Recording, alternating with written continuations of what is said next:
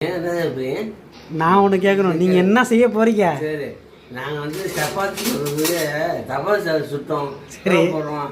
அது வந்து புதுசாக ஏதாவது செய்யலாம்னு நம்ம மருமக சொன்னான். சரி, கிருமி கிருமி சிக்கன் கிரேவி. கிருமி வந்து தொற்றுள்ள கிருமியா தொற்றாத கிருமியா? தொற்றாத கிருமி அப்படி தொடுவோம். சரி, அதை நம்ம செய்ய போகிறோம். நாங்கள் இன்றைக்கி செய்ய போகிற டிஷ் என்ன அப்படின்னா க்ரீமி சிக்கன் கிரேவி. கிருமி, நாட் கிருமி, கிரீமி. கிருமி சிக்கன் செய்ய தேவையான பொருட்கள் இப்போ காட்டிட்டேன். சொல்லுங்க ரெடி. இது என்னது? இது சிக்கன். சிக்கன் எத்தனை கிலோ? 1 கிலோ. 1 கிலோ. இது மல்லித்தழை. சரி, இது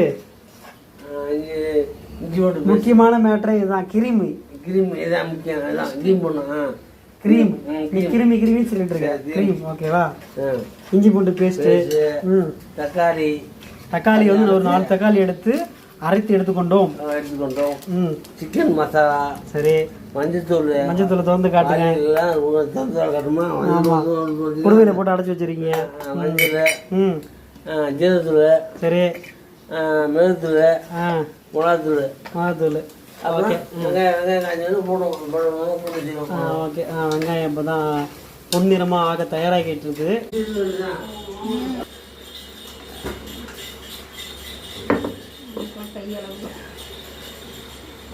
சட்டி ஒழுங்கு காட்டுறீங்க, நீங்க சட்டி காட்டாம இருக்க. போடும் போது தானே காட்ட முடியும். உட்டான காட்டு.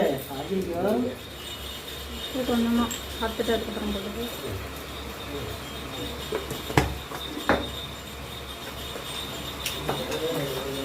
போட்டுருங்க. கடைசியா உப்பு உப்பு உப்பு போட்டுருவோம். உப்பு போட்டு கிண்டிக்கிட்டே இருக்கும்.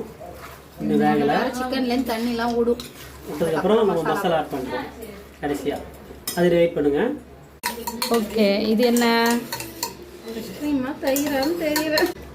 நல்லா கலர்ஃபுல்லாக இருக்கு.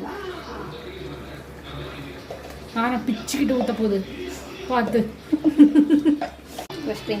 ஓகே. ஐயோ, கால் போ. அது கால் வந்து எனக்கு டேஸ்ட் சொல்லுங்க. டேஸ்ட் எப்படின்னு சொல்லுங்க. சொல்கிறேன். சாப்பிடுங்க. நாங்கள் வச்சு தான் அவர் சாப்பிடுவார். அவங்க அண்ணன் கை பிஸியாக இருக்கு.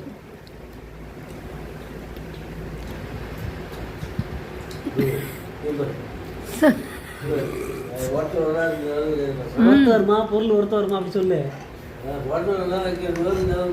ஆமாம்.